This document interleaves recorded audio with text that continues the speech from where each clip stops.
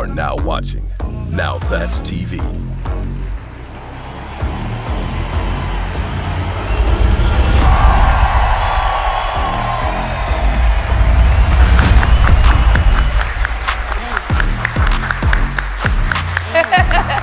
Hey y'all, it's me, your girl Gigi Maguire. Who else but me, period. Miss Show Me the Money, and this is Pink Conversations, brought to you exclusively by Now That's TV, because duh. I just want to say that I appreciate you all for tuning in. I appreciate all of the views, the comments, all of the interactions that you guys have had with the show. And I want to just say to keep it up and stay tuned, because I have so much more in store for this show. Hey girl. Hey Gigi. How you feeling? I'm good. So you guys, Heaven is here exclusively from B12 to curate our experience. Hi. Thanks for tuning into Gigi. Period. It's giving what? Pink conversation. That part. One question. What's pink? A whole lot of things, but definitely that pussy. Why is that everybody's answer every time I ask that question? So they're pink too. I think I want to have a little wine today. You got some wine back there? Yes. Ooh. On the go last, just how she likes. Child, because I'm feeling a little grown and sexy today, so I feel like, oh, what's happening over here? Happy birthday. Oh my God. Yes, it's the best. For the one, the only. Oh my God. Yo. Wait. Okay. It is my birthday. It's still your birthday. Wait, what does this say? Oh, cause period. Wait, cause period. Oh, you guys, thank you. Happy birthday. Raven, Right. thank you, baby. Surprise, surprise. Oh my God. So, y'all, thanks to my girls. So, it's definitely Gemini season. And my birthday was a couple of days ago, so I am definitely still in celebration mode. Although I kind of had like 75 parties in a birthday trip, but I guess we are still going to celebrate tonight because we stepping out after this. Period. You stepping out with us? Period. Where we going, girl? Bro, it's We gonna hit Monday, but you know. We gonna hit these streets, girl. Yes, we are outside. It's nothing like being outside with an OG like Gigi, especially in Atlanta. Period. Especially in Atlanta. You know, I do what I do, like I'm doing it for NowThatsTV. Oh, so I have a very special guest coming, and even though, you know, we love some Gigi, I don't want to make this about me, so we're going to put the birthday stuff away, and I'm going to bring my guest out. But I just want to say that I appreciate y'all so much, and I'm definitely wearing this when we go out tonight. Okay. And I want some of that cake. Let's get cake going. Cake. Cake. So I am so excited to have this person in the building. Today's guest is a living legend, okay? He is a hip-hop pioneer. He is not only a rapper, but a producer as well. And his stats is, first of all, he's been in the music industry longer than most of y'all have been alive, okay? That's watching this, no shade. He has a crazy extensive catalog. I'm talking 101 guest appearances, 21 studio albums, 2 EPs, 7 compilation albums, 24 singles, 3 collab albums, 3 mixtapes, and that might not even be accurate, okay? That's just what I learned on Google. However, this man is somebody that I'm just gonna bring him out, and I'm gonna let y'all see for yourself. Too short. Hey, Mr. Pimpology himself. Please join me on my beautiful pink couch. Hi. Thank you. I love your numbers. Thank you. I got them off of Google. Was they right? I wouldn't even know what the numbers are. I stopped counting. Really? Yeah. I mean, I like the way it sounded though. it sounded good, right? That's why I wanted to start with that. I had to Put hype in you up. work. Yeah. Put in work. Thank you for being here. I love it. I love it. It's not too girly. It is, but it's not. I mean, you know, It's feminine energy. it's kind of pimpish. You know, I like that. I'm saying they got that pimp vibe. Little pimp vibe. Like you know, like you walk into like a pimp's condo or something, Okay. and it's just plushed out. Well, you actually just walked into my dreams, so. Dang. Yeah, I dreamt this and it came true. I got a drink at the bar a little while ago, and You want another one? I would like another one. I want one. Hi, Heaven. Hi. Accent Yeah, you shall receive. That's what I got greeted at the bar. Welcome to heaven. Welcome to heaven. Welcome to heaven. You're at Gigi's conversations tonight. Thank you, honey. Of course. So I'm having a little red wine. Same as the last one. Of course. And Cheers. I'm on that Julio. On that Julio. You about to act Julio? Act that Julio on the Julio. All right. You like Atlanta? I love Atlanta Yeah. a lot. You've been rapping about Atlanta for a long time. I came to the Freaknik in 1993, and I left 15 years later. I stayed. Wow. Why'd you leave? Why did I leave? Literally because I put out Blow the Whistle in '06. And it was really blowing up on the West Coast. And I really didn't leave Atlanta. I just went to go do some shows. And the same way I ended up in Atlanta is the same way I ended up back in California. I just did some shows and did some stuff, and I just never left. Wow. I live like that. Yeah.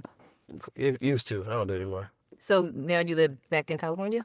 I'm in Cali. I'm sometimes I'm a resident in Vegas. It just Wherever you feel like being at the time.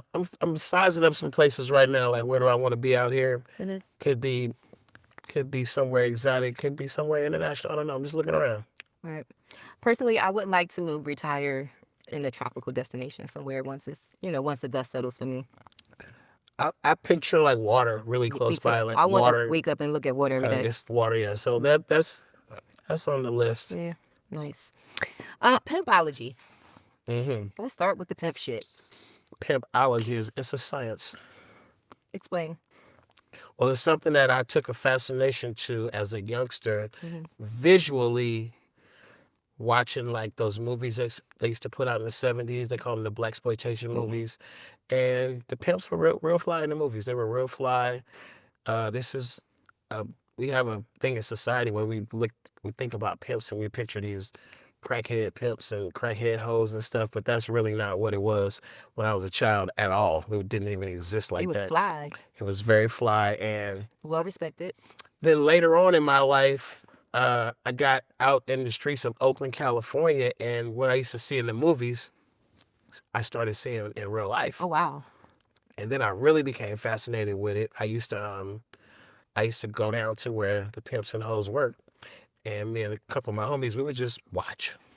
And probably sit there and smoke a joint and just watch pimping. Wow. And then I started reading a lot of books that had, pimp characters in them. And even like books like Iceberg Slim, Pimp, The Story of My Life, Broad Players.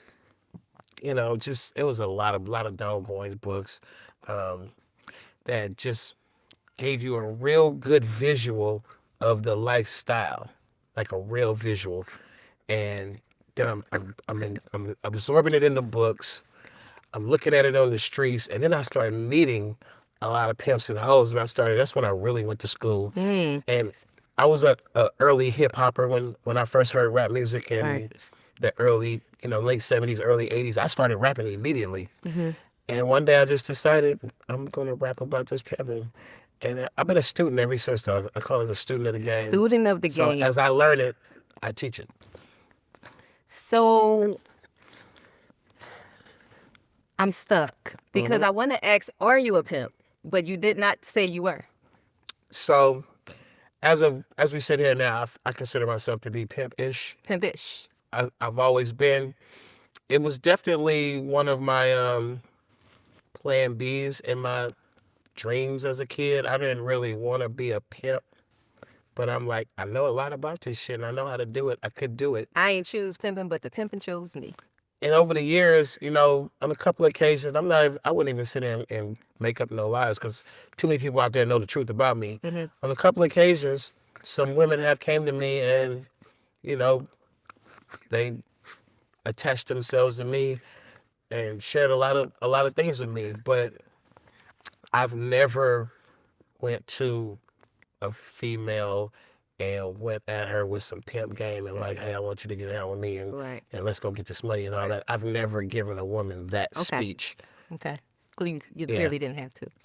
Yeah, I remember one night I thought I was on a date, but I was actually, usually a pimp would like do a little interview to see if they want to get out together. She was interviewing you? She was interviewing me, and I was on I'm like we get there, and I'm like, what the fuck you asking all these questions for? She's like, you don't know? She was choosing. So she was like, but I thought I was with this little cute chick. I'm on a date in Vegas, and Vegas of all places. Yeah, but it's a fine line out there. You kind of, it's some square shit you can do, and some player shit you can do. But at that moment in time, I really thought I was just on a date, and then I was so not pimping at that moment.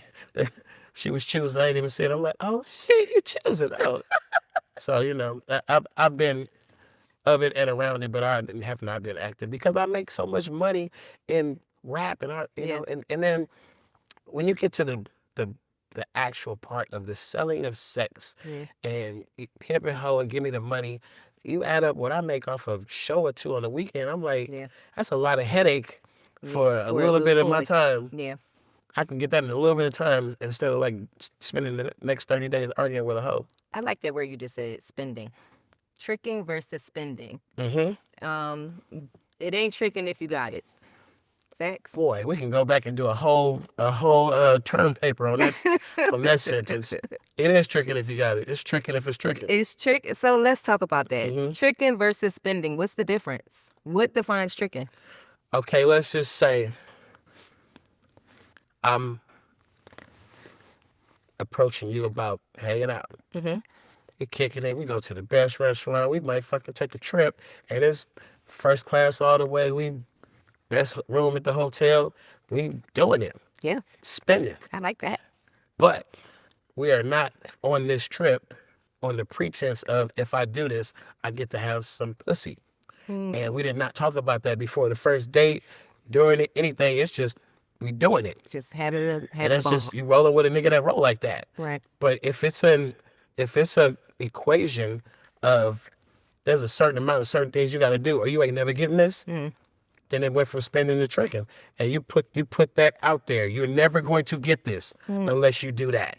So we might go on the best first date in the world. Who knows? It just might be fly. And anything happens. We can fuck or not fuck. It don't matter. We can start fucking at some point after we met. But we're not going to fuck under the pretenses that this is what you got to do to get this pussy. So fair exchange is no robbery. That's something that I believe in. It's just who you are as a person. Like, as a person, you might not be the kind of person who fucks anybody unless they meet the quota. Ding, ding, ding. Kevin, how you feel about tricking versus spending?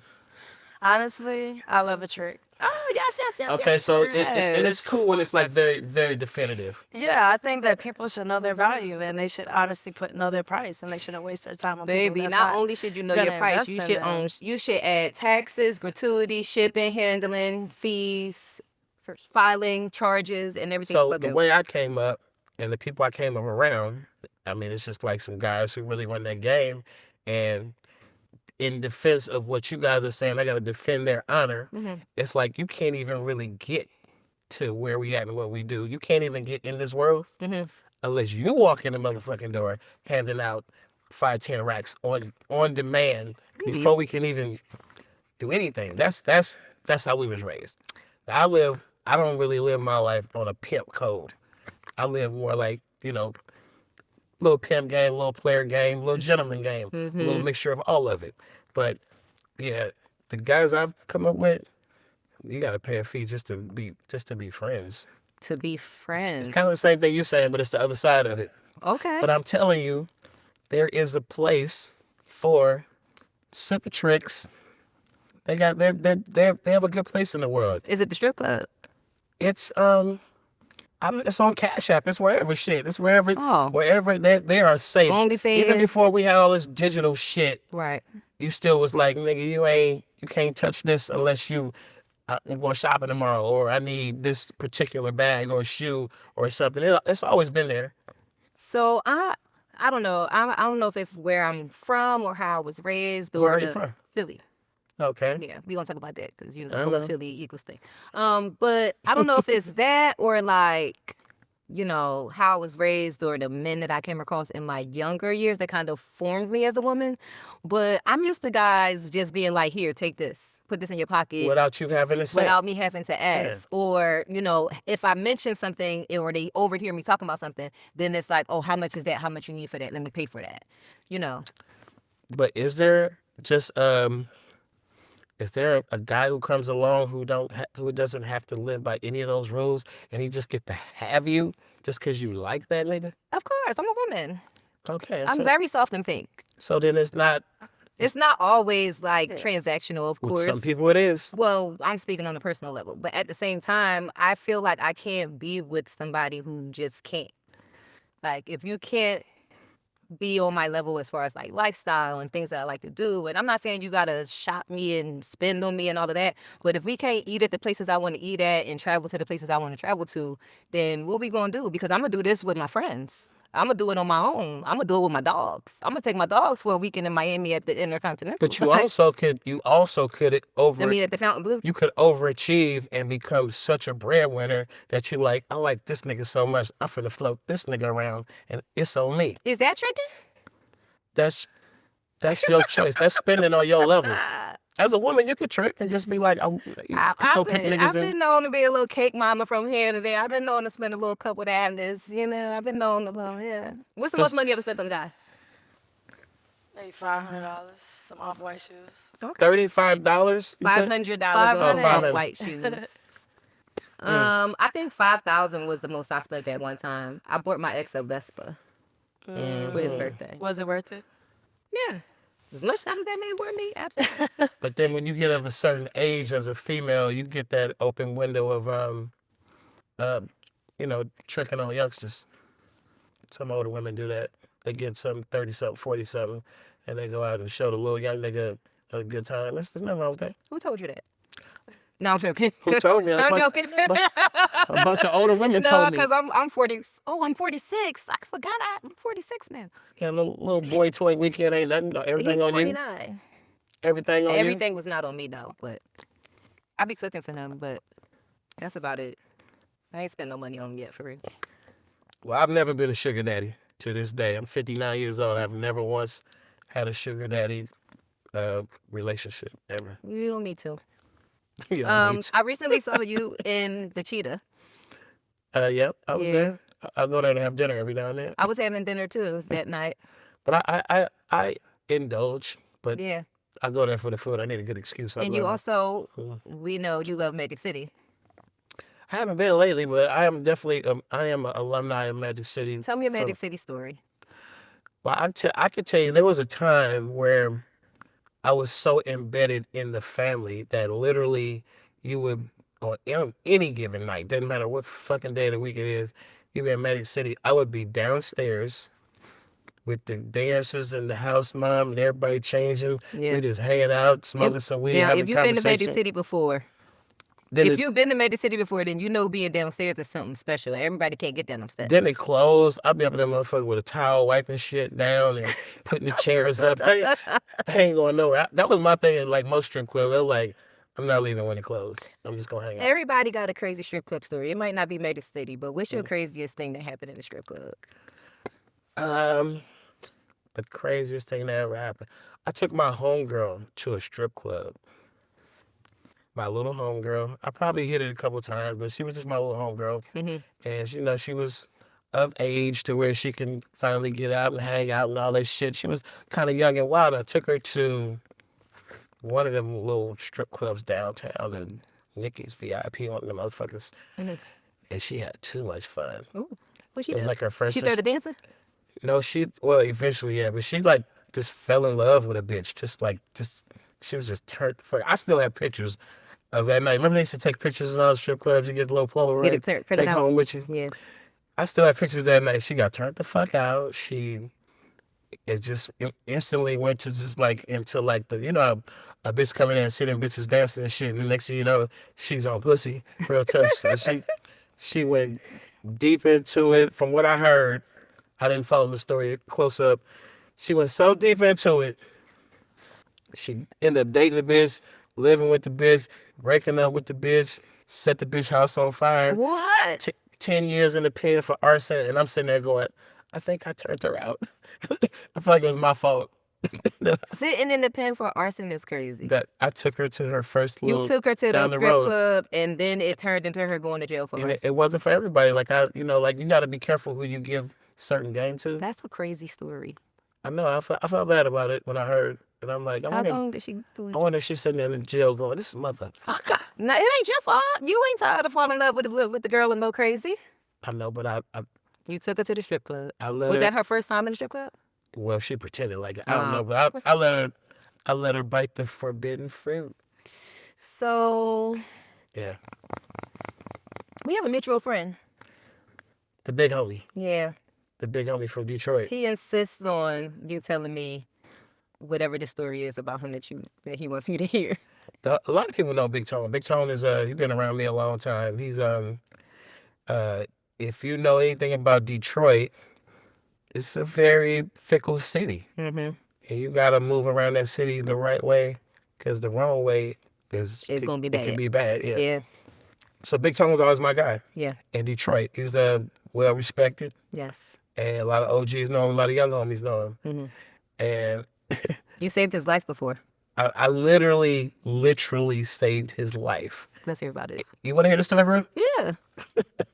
You don't got to go into all of the details, but Okay, so we got a short window, so. yeah, we were in Detroit, and we were outside of wherever I performed at, and I feel like the cops were telling us, "Hey, y'all, just get in the car, disperse, we leaving, just go." And Big Tone went to his speech, and he had a thing on him too. That's probably like a nice little amount of cops, handful, enough. And he was telling y'all motherfuckers know me, y'all. He was like, y'all know what the fuck I do, y'all know what that. And he was really like giving them that energy, like it was about to be a problem between him and the cops. And I felt like he was just drunk enough and just wild enough in that moment to where he might have tested the waters. So I just walked behind him, and he had his pistol right here, and I just took it. I didn't even say that. He didn't even know I took it.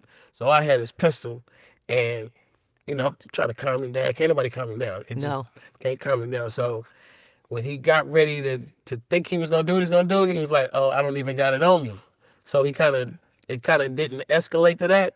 And then when he got in the car, I gave him his thing back, and he was like, "Fucking get my gun." It's just he was like he felt like he really was gonna do something, and I'm like, you was about to die, nigga. They was already spreading out on your ass. They was spacing out. And they was getting ready to see what you was gonna do, and they was gonna do what they was gonna do. He got a little too spicy. And yeah, I always held that on him. I was like, nigga, I saved your life, nigga, just by taking that thing. And he didn't even know you took it. Till we got back in the car and I gave it That's back. crazy. I'm like, bruh. Yeah. Very good friend of mine. Known this man over 20 years. But you know all of the You gotta know how to talk certain niggas off the ledge. And in that moment, he was not the kind He of wasn't nigga. trying to hear it. He wasn't a stupid nigga that would do that. He was drunk. Yeah. So I'm just like in the midst of that moment. Good thing you was there to intervene. Yeah, but I can tell you, I'm not gonna tell you another story, but I can tell you that the nigga saved my life too. So Okay. it was like Full circle moment. Lifelong homies. Yeah. Yeah, for sure. Let's talk about Blow the Whistle. Let's talk about Philly and Gilly and the Eagles and the Super Bowl. Mm-hmm. Crazy, right? This is like the You sick of talking about it? It's like the ninth life of that song. It has lived. Yeah. 9 lives before the Super Bowl last year. And It's what we know to be a classic.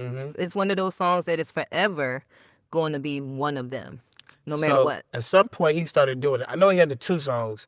The one was the cameo song, and then the other one was Blow the Whistle, and he did the dance. And I'm just saying, like, literally, you could see the numbers change. So what? He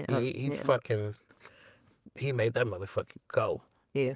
So after that, when it was the NFC Championship game, When he was in the dressing room with them, the locker room with them? we filmed something before the game. Okay. And he was like, I gotta post it right now. Because he was like, fuck right, I can't, if we lose, I can't post it. He posted it, and they won. And it just kept going and going. Kept going and going. And, I really was gonna come fuck with y'all at the Super Bowl, but I had a little tragic thing happen in my life. So Yeah, I'm sorry. I couldn't get away from that. It was like real major. Yeah, I know about it. I wasn't going to mention it.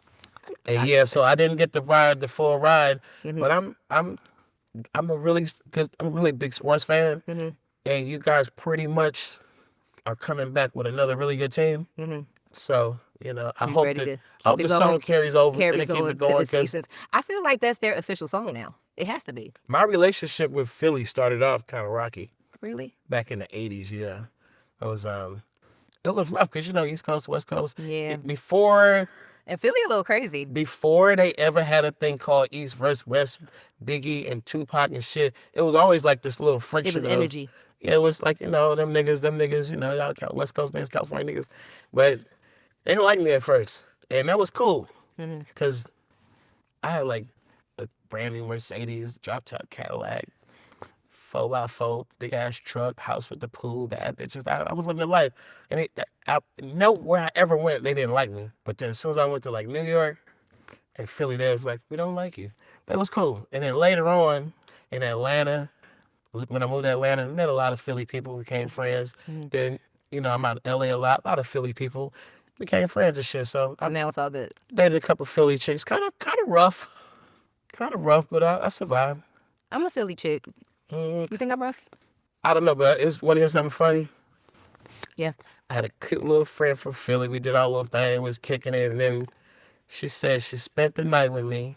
She must come from your neighborhood. She spent the night with me. One night. It was cool. We was kicking it. And she said, I got to go straight from your house to work. So I need you to give me some money to buy some clothes to wear to work. And I was like, I got to go catch a flight. She was like, well, give me your car. And give somebody. I was like, my car costs 150 racks. I'm like, give me my car. And she was dead ass serious. She was like, nigga, you're not going to give me your car? And somebody, it was the last day we saw each other.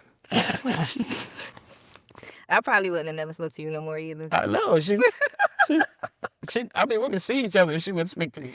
It was a wrap. Yeah, because she had to go to work. And you ain't care. She needed clothes and shit. She needed to get there and you didn't give a fuck. I could still see that day. It was not a good, I didn't get a good options. I didn't get really If good your options wasn't good. Yeah, that was a bad moment. Bad moment. How many? I had another Philly girlfriend too who used to get mad for no reason. And then What do you mean for no reason? There had to be a reason. she'd just drink a little bit and then she'd just be like, fuck me. She was from North Philly. And then the next day she'd be sweet as hell. And then the next time she'd go gangster again. She just, I'd be like, bitch, I'm not about to be out here fighting behind your ass, cussing everybody out. So yeah, Philly. I'm a reformed crash out. It's cool. It's cool. I'm a reformed crash I out. feel like y'all backed that shit up though, so it's cool. That part. Yeah. That part. Yeah, I tell people all the time, I just look like this. And remember the first time y'all won the Super Bowl? That shit was kind of scary. Why? Y'all niggas did They not went crazy. Yeah, y'all did not know how to celebrate. They Like, went, y'all niggas, they went crazy. last time y'all did it right. No, this time somebody got killed. Some girl. But it smashed wasn't through as bad as the one she about, smashed through the what was that, about crowd. 5 years ago, 6, 7 years the ago? first one, yeah. Woo. That niggas over-celebrated. That's How cool though, many- Philly. Turning up Philly, I fuck with it. We glad because we fuck with you. Let's keep going, man. I'm in that mind state now though. I fuck with it. I got, Yeah. I got the introduction to the right people, so Yeah. I feel good about it. I have yet to venture out. In the Philly? I have yet to just go out in the city. When the next time you gonna be there? I'll make a special trip. Week 1. Let's see if I'm gonna come bless the song for y'all week 1. One. All right, I'm gonna pull up. Gillian of my folks. I ain't from their hood, but my baby daddy from their hood, so. He is. I used to be out there. My baby daddy from your hood. No, yeah, I used to be out there on Park Avenue. Okay. They know Park Avenue. Anyway, what's your favorite word? What's my favorite? What's Too Short's favorite word? Bitch. Exactly. How many times do people just randomly scream that at you when they see you? Like every time? It's funny in the Do you get grocery sick of that? store. It's funny at the airport. When is it not funny? When is it not funny? Like when do you be irritated? Like, all right. Like when somebody said, like it's like a really old person, like right by, just not even in the world, and then somebody go by and go, bitch, and the old people be like, what the fuck? It's inappropriate don't at get it. times. That's somebody's grandmama. You know what I'm saying? They don't see the grandmother. They see Too Short. And they feel like that's what they need to say when they see you. Yeah, it's I would just did something the other day with like a lot of kids and the parents were out there, and the song played, and all the kids said bitch, and all the parents said bitch. All the parents said at the same time. I'm like, okay, this is the one time you can cuss. One time. I got these rapid fire questions that I want to ask you, but Really fast? yeah, I want you to give me like the first answer that come to mind. Quick answers. But they didn't all make it to the cards, so I gotta cheat a little bit. You freestyle it. Use the phone. Do something. Yeah, I got the phone. It's cool. You don't act like it's in the cards though. It's cool. Rapid fire questions. Yeah, you ready? We calling this segment First Stroke. Cause that first stroke always the one, right? At least it is for me. Let you know a lot. You like. Everybody know what's going on after that first one. First stroke. Too Short's ultimate turn on. The ultimate turn on is beautiful intelligence. Okay. What's more addictive, the hustle or the fame? Definitely the hustle. You ever read a verse that you couldn't use? It was so like fire. Not even fire, but just so like crazy you couldn't use it. You had to scrap it. I found some old verses I wrote back in the 80s when I was snorting cocaine, and they just look real retarded. I never could rap those. What's the wildest thing a fan ever said to you? The wildest thing a fan ever said. Too short. My mama wanna fuck you. Oh God. Not my mama. Yeah. She on the phone. Did you say hello? I didn't fuck his mama. I did not. It wasn't him? He was like, wow, I would expect a girl to say that. Because guys be so protective of what he said his mama was fine and she on the phone and she want to fuck. Was it FaceTime? No, no. Okay. That might have got her fucked. What's the craziest place that you've ever recorded a song? Probably like maybe a few songs like in a clothes closet or something, bathrooms, closet. Like people put microphones at different places. I mean, it's nothing strange now, but I still remember the first time my homie Mike Dean, who produced a lot of Scarface music, Mike Dean from Houston, he had a studio set up in his hotel room. We thought that shit was amazing back in the day, but now it's not. It's normal. Yeah. What's the craziest place you ever smashed a groupie? A groupie. Or a random. Probably behind the curtains.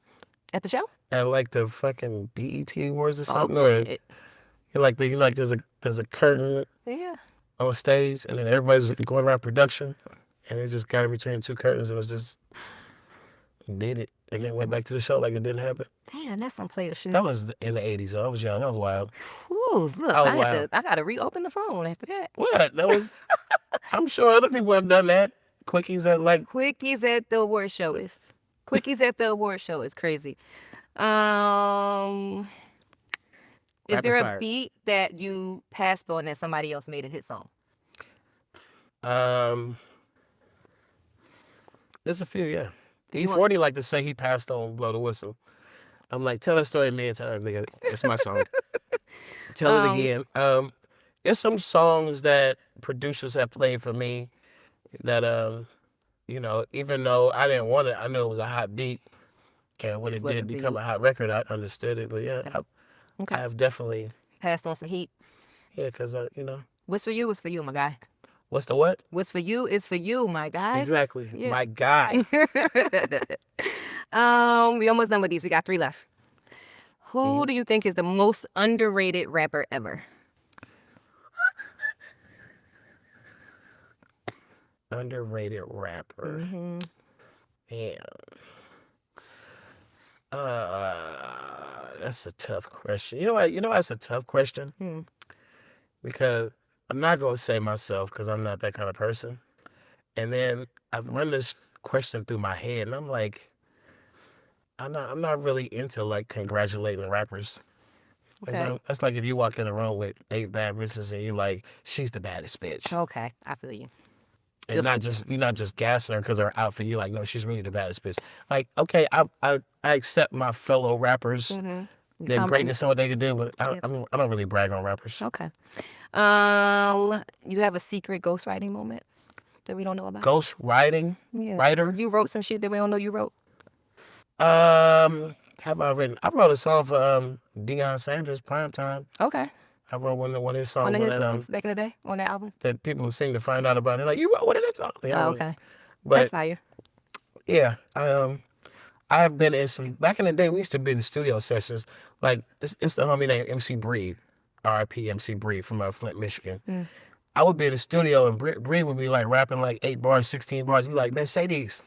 Just say this shit. This is a page like it don't really fit my image. And we would sit around and throw out lines and hooks and shit for each other and not really give a fuck about who wrote it. Mm. And don't be like, you owe me my 12%. We just do this shit. Just do the shit. So I've been in many sessions telling the motherfucker, say that.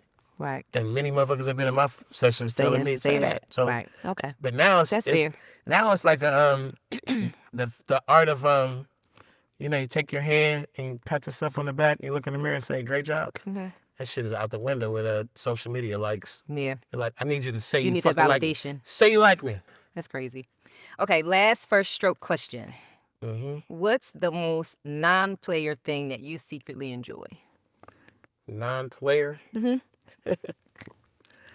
Well, I'm an information junkie, so I would probably do all kind of research or all kind of nerd ass shit, from reading books that you wouldn't believe I read to watching documentaries you would never believe I watched. I like that about you. To having conversations with people you would think I've never talked to, just so I can get the information of everything in the fucking world. Mm-hmm. I'm a learner too. That's my favorite thing to do.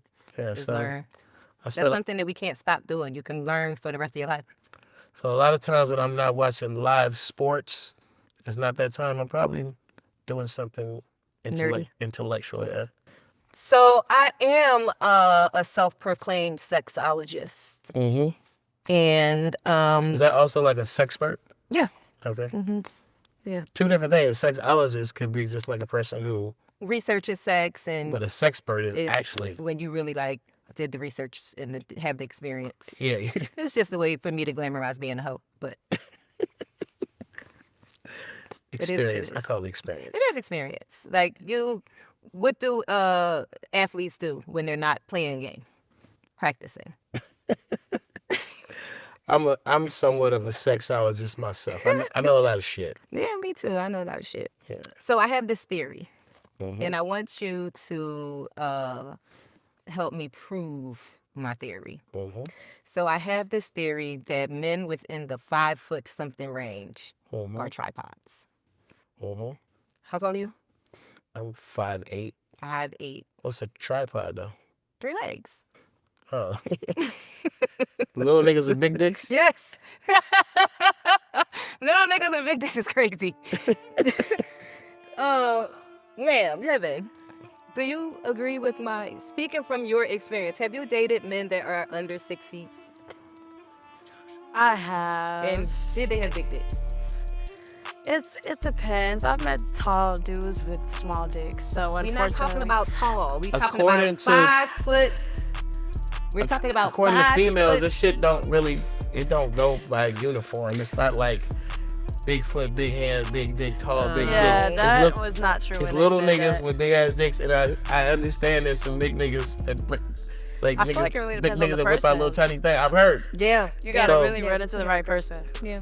So I have a theory, and I did some research, and the records show that you or my sir are a tripod. That's what they said.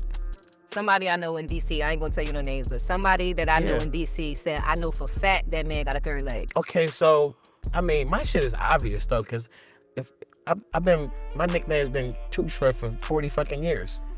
I would be like on my 40th homicide if I had a little dick. From Too crashing short, I'd be killing everybody. Shut I up. would be a fucking serial killer. They locked me up a long time ago. Not a serial killer. Yeah, so no, that's not. I got it from my daddy. It's a hand-me-down. Another hand-me-down. Hereditary. It runs in the fucking Runs family. in the family. Yes. Yeah. I feel the same way about my pretty vagina. I think it runs in the family. But anyway, I did research on that. no. The pink, what is it? Pink What we got? The conversation. pink house. What's pink? They telling on me. What's pink? Pussy is pink. This couch is pink. Yeah. Okay. So speaking of sex and things that's happening in the world, let's not even end. We're almost to the end, but Can't believe somebody called you and told you about me. yeah. But I was talking to a friend and they said that. So if they said it was little, you'd be like, so too short. You got a little too short dick. You just. I would have said something like that. I wouldn't have been disrespectful about it, but I would have. Either way, we was gonna talk about it. Yeah. All right. So what's the sexologist topic? So I want to speak on the most thing that everybody is talking about now when it comes to celebrities and sex, and that's the Diddy trial. The trial. Yeah. What's your thoughts on what's going on right now? Super fucking interesting, isn't it? Yeah, you've been like deep diving and paying attention to the court and all that. I have really I was really concerned about where this was going because for about a year now, people was like, oh yeah, who went to the party? Who was at the party? And all this shit. And I'm like, I think I pretty much went to all the parties. I was there. Never seen nobody's titties. I ain't seen nobody fucking. I ain't see shit. But now I'm starting to think after the trial started, I'm thinking like they had these big parties on Saturdays and weekends and events, but these other parties probably was on Tuesday and Wednesday, in the middle of the week, and like randomly on the day when it was not the ones where everybody outside trying to get in. I'm on the list. It wasn't them. It wasn't those parties. So yeah, it seemed like these parties were private. I don't see much wrong with a lot of it. I think that anything that has anything to do with the drug influencing your behavior over being held against your will is a thing. I'm not even following this shit. So if it's going there, that's one thing. They show the tape with the fight and shit. I'm just like, a lot of that shit just sounds like freaking people to me. It do. To me, he's talking about pissing and hiring people and just to make it freakier and taking something and make it freaky. That just sounds like freaking people. Sound like regular shit that people do every day. Yeah, so I feel like if this is really a crime, how much sex crime is going on in the world? Like if I was Tiger Woods or any of these motherfuckers with these goddamn emergency sex problems, I don't know. If I was Tiger Woods, I would have a 737 painted on the outside like a tiger, and the inside would just be fucking who I want to fuck. I'm Tiger Woods, but I got to sneak around and cheat on my wife or just fucking fuck. You know what I mean? Just fuck. So I feel like the homie it might be a blurred line where he was having so much fun, but then he was really like, PJing it up so much with the private jet.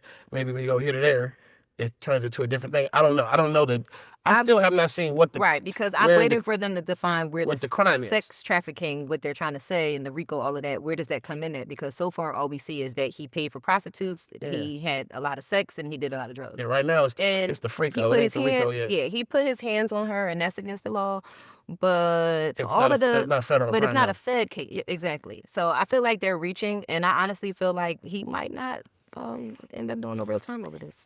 By the way it's going, but we'll see. Yeah, because from what I hear, the little inserts, it seemed like everybody was enjoying it. Not a lot of people was like, I just wanted to leave. None of them left. I ain't heard that yet, so. Yeah. They got paid and they stayed. I got invited to the fun parties, though, where it was, all the celebs and shit. I've been to a few. You got to be on the fucking clipboard and listen. I'm into those. I've been to a couple all-white parties at the house. I probably should have. Them niggas would have come with I've been to New Year's party before. I would not participate in the freak off. I don't think none of his celebrity friends was participating in the freak offs. He was hiring people for that. I don't know. I was like, give me 2 girls. I'm going in that room. Y'all stay over here. I ain't fucking with y'all. So moving on to another trial that's been getting another trial? Headlines. Well, the Tory Lanez and Meg situation, that was done, but now it's resurfaced because the bodyguard is coming out and saying that he didn't do it. Yeah. What's your thoughts? I think that everybody involved should have just fucking, you didn't have to tell the truth, but you didn't have to lie on the homie and just throw it on the little Canadian homie. Like, oh, he's from Canada, throw it on him. Wow. California don't play around with that shit. You can shoot a nigga in the toe and get a lot of fucking time just for shooting a motherfucker. But, yeah, I feel bad because, man, I put myself in a situation. These motherfucker accidentally getting shot in the foot or this motherfucker shot you in the foot. We're going to deal with this shit another way. We're not calling them people in court pointing finger at everybody and all that shit. ASAP Rocky, the homie said he shot me in the hand. Like, nigga, That's Rihanna's husband. Nigga, get your little bag and go the fuck home. Put a Band-Aid on that motherfucker. We up in court trying to get this nigga 10, 15, 20 years because you mad about your fucking hand. Like, this shit is, like, it was too much money on the line. Like, I wouldn't want to see a nigga like Tory go to jail because how many people did he employ? How many fucking people in his family did he take care of? What the fuck? Like, what did he really do to deserve that shit? Did he pull out the gun? Like, they said, well, he shot her, nigga. Bitch ass nigga shot her. But now he didn't shoot her. Now what? Now what? You know I what I'm can't wait saying? to see how this unfolds. And then he the one who said he just took it. I wouldn't have been that cool. I don't know. I would have been like, look, your bitch, your own friend shot you, bitch. I wouldn't take that shit. I don't think he should have either. Nah. They tried to paint him as like the man who was being abrasive and abusive and shot a woman, but in all reality, he saved 2 women. It's a crazy situation. Well, he'd be a hero when he come on. Let's hope he get through all that bullshit he going through now. But I understand the bullshit he going through is unrelated to that. But at the same time, still, it wouldn't happen if he wasn't there. Yeah. That So part. Yeah. I was tripping on how much his daddy looked just like him, or he looked like his daddy. Look just like his daddy. They're the same nigga twice. Yeah, that's wild. I appreciate you for being here. I know you had a busy day and you got more stuff that you got to do. I appreciate this talk that we had on the pink couch and you giving me your time. Yeah, it's very interesting. I was hoping we'd get a little word in from the spectators around here. Heaven. Word in for me. Yeah. Heaven loves a trick. Heaven loves a trick. Heaven loves a trick. Honestly, I really wanted to know, like, do you feel like in today's time, like, people are keeping it P anymore? Or is it just a matter of, like you said, tricking and spending? Keeping it P. Player. What's your definition of keeping it P nowadays? The P is strictly for the pimping. But there's some youngsters out there that's they upholding the game. They are. There's a lot of youngsters who subscribe to it ain't tricking if you got it. It's a lot of motherfuckers walking in the door saying how much it's gonna cost me. Let me slide you this motherfucking cash app right now. Let's just get this shit out the way. Period. But yeah, I think that a lot of people need to go back and study the game. If you just want game 101, you just need to get it out the fog. Take some time and read a fucking book. Grab a book like Iceberg Slim, Pimp, The Story of My Life, and get inside the mind of a pimp and realize how much you don't have to be a trick. You don't have to be. So fuck what they talking about right here. You know what I'm saying? How much you don't have to be. You can get all this pink Pussy. with some game. With the gift of With gab. the gift of gab. That's true. That's a fact. Okay, I'm so glad that you said that you have nerd tendencies like I do and that you like to learn and read and all of that, because my final question for you is a trivia question, but it's based on something you said, right? So, I need you to tell me the answer to the question and the song that it's affiliated with. Ready? I'll go for it. What did you warn the fellas? What did you warn the fellas that could happen? Something could happen at 12:14 in the morning. 2:14 in the morning. Let me ask you again. At 2:14 in the morning, you warned the fellas that this could happen. What? She gonna call you. She might kill you. Oh damn! I said that shit earlier. The bitch will kill you at 2:14. Shake that monkey. Oh damn. You said at 2:14 she might kill you. 2:14 in the morning she might kill you. I think she was sitting on his face or something. Yeah, like she gonna sit on your pussy till you can't breathe, and she gonna face fuck you until she smother you to death. At 2:14. But I have another song that says bitch gonna call you at 2 in the morning. Oh, okay. But it's not a booty call. She just tell you, say I need to go shopping tomorrow. Because it ain't tricking if you got it. Exactly. So I want you to let the people know what's up, where they can find you, what you got going on, what you want them to know. Give a little positivity. Social media is always at Too Short, TOOSHORT. New music on the way. I'm an OG, but I'm not gonna stop rapping. That's the theme of my career. Don't stop rapping. I do a radio show on Sirius XM. It airs once a week. It's called Don't Stop Rapping, Channel 43, and I'm dropping a lot of music. So I felt like I'm so motivated to put this music out because of what you just said is that people upholding the P, and it's just a reminder, man. The game is still alive, man. You don't gotta be a sucker. you know. And I got a song called No More Sucker No Shit. more sucker shit. Yeah. One last question before we go. Who you listening to right now? I listen to mostly female rappers because I know that. they talk all the shit. So Yes. my favorite kind of rap is shit talking rap. So right Well, now, we call it pussy talk, but pussy rap. it's about time though. It's about Yeah. time that the women are having the upper hand in hip hop. I love it. You here for it? You're here for the uprise of the I love it. I female mean, rap game? It's the voice. It's what the people want to hear.